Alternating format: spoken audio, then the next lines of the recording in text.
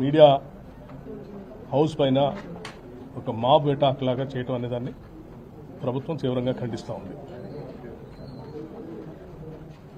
Media houses ద్వారా చెప్పేటువంటి విషయాలు కానీ జరిగేటువంటి చర్చలు కానీ అవన్నీ ప్రజాస్వామ్యయుతంగా జరగాలని ప్రభుత్వం భావిస్తూ ఉంది.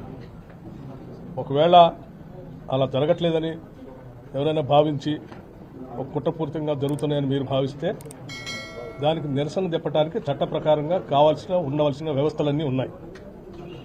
ప్రజాస్వామ్యయుతంగా శాంతియుతంగా కూడా నిరసన తెలియజెప్పచ్చు. లేకపోతే ప్రభుత్వంలో ఉన్నటువంటి వ్యవస్థల దగ్గరకు వెళ్ళి రిటర్న్ పూర్వకంగా దరఖాస్తు కూడా చేసి మాకేదో అన్యాయం జరుగుతుందని చెప్పచ్చు.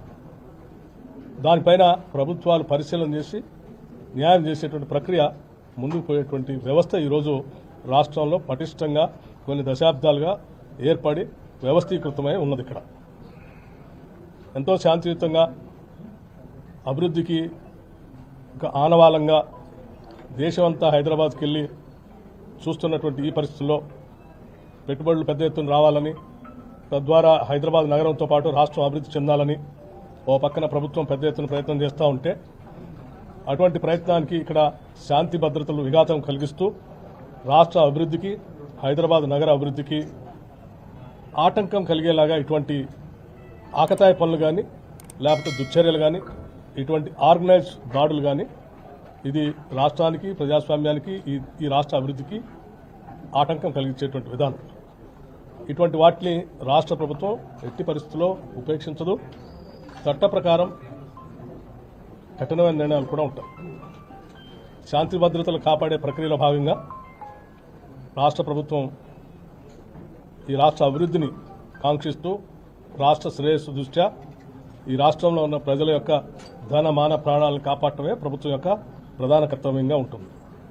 ఈ ప్రక్రియకి అడ్డుపడి ఒక ఆర్గనైజ్డ్ క్రైమ్ చేయాలనుకున్నటువంటి వాళ్ళని చట్ట ప్రకారం తీసుకోవాల్సిన చర్యలన్నీ కూడా తీసుకుంటుంది. ఇక్కడ జరిగినటువంటి దాడిని ప్రత్యక్షంగా చూడటం జరిగింది. జరిగినటువంటి సంఘటనకు సంబంధించిన వివరాలని పూర్తిగా వాళ్ళు వివరించారు. జరిగిన సంఘటనకు సంబంధించినటువంటి ఆధారాలు కూడా అలాగే ఎక్కడెక్కడే పడి ఉన్నాయి. దీనికి సంబంధించి పోలీసు, హైదరాబాద్ నగర సంబంధించినటువంటి పోలీసు పూర్తిగా సమాచారాన్ని సేకరించి బాధ్యులైనటువంటి వారి అందరిపైన కూడా కఠినంగా చర్యలు తీసుకుంటారు.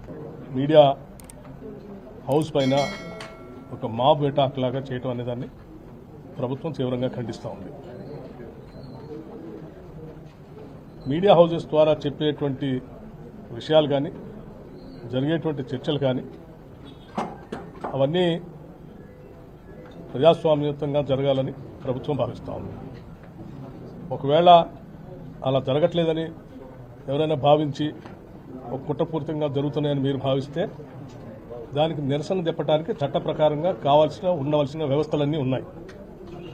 ప్రజాస్వామ్యయుతంగా శాంతియుతంగా కూడా నిరసన తెలియజెప్పచ్చు. లేకపోతే ప్రభుత్వంలో ఉన్నటువంటి వ్యవస్థల దగ్గరకు వెళ్ళి రిటర్న్ పూర్వకంగా దరఖాస్తు కూడా చేసి మాకేదో అన్యాయం జరుగుతుందని చెప్పచ్చు. దానిపైన ప్రభుత్వాలు పరిశీలన చేసి న్యాయం చేసేటువంటి ప్రక్రియ ముందుకు పోయేటువంటి వ్యవస్థ ఈరోజు రాష్ట్రంలో పటిష్టంగా కొన్ని దశాబ్దాలుగా ఏర్పడి వ్యవస్థీకృతమై ఉన్నది. ఇక్కడ ఎంతో శాంతియుతంగా అభివృద్ధికి ఒక ఆనవాళంగా దేశమంతా హైదరాబాద్కి వెళ్ళి చూస్తున్నటువంటి ఈ పరిస్థితుల్లో పెట్టుబడులు పెద్ద ఎత్తున రావాలని, తద్వారా హైదరాబాద్ నగరంతో పాటు రాష్ట్రం అభివృద్ధి చెందాలని ఓ పక్కన ప్రభుత్వం పెద్ద ఎత్తున ప్రయత్నం చేస్తూ ఉంటే అటువంటి ప్రయత్నానికి ఇక్కడ శాంతి భద్రతలు విఘాతం కలిగిస్తూ రాష్ట్ర అభివృద్ధికి, హైదరాబాద్ నగర అభివృద్ధికి ఆటంకం కలిగేలాగా ఇటువంటి ఆకతాయి పనులు కానీ లేకపోతే దుశ్చర్యలు కానీ ఇటువంటి ఆర్గనైజ్డ్ దాడులు కానీ ఇది రాష్ట్రానికి, ప్రజాస్వామ్యానికి, ఈ రాష్ట్ర అభివృద్ధికి ఆటంకం కలిగించేటువంటి విధానం.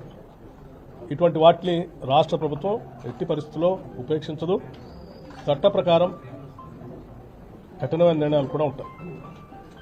శాంతి భద్రతలు కాపాడే ప్రక్రియలో భాగంగా రాష్ట్ర ప్రభుత్వం ఈ రాష్ట్ర అభివృద్ధిని కాంక్షిస్తూ రాష్ట్ర శ్రేయస్సు దృష్ట్యా ఈ రాష్ట్రంలో ఉన్న ప్రజల యొక్క ధన మాన ప్రాణాలను కాపాడటమే ప్రభుత్వం యొక్క ప్రధాన కర్తవ్యంగా ఉంటుంది. ఈ ప్రక్రియకి అడ్డుపడి ఒక ఆర్గనైజ్డ్ క్రైమ్ చేయాలనుకున్నటువంటి వాళ్ళని చట్ట ప్రకారం తీసుకోవాల్సిన చర్యలన్నీ కూడా తీసుకుంటుంది. ఇక్కడ జరిగినటువంటి దాడిని ప్రత్యక్షంగా చూడటం జరిగింది. జరిగినటువంటి సంఘటనకు సంబంధించిన వివరాలని పూర్తిగా వాళ్ళు వివరించారు. జరిగిన సంఘటనకు సంబంధించినటువంటి ఆధారాలు కూడా అలాగే ఎక్కడెక్కడే పడి ఉన్నాయి. దీనికి సంబంధించి పోలీసు, హైదరాబాద్ నగర సంబంధించినటువంటి పోలీసు పూర్తిగా సమాచారాన్ని సేకరించి బాధ్యులైనటువంటి వారి అందరిపైన కూడా కఠినంగా చర్యలు తీసుకుంటారు.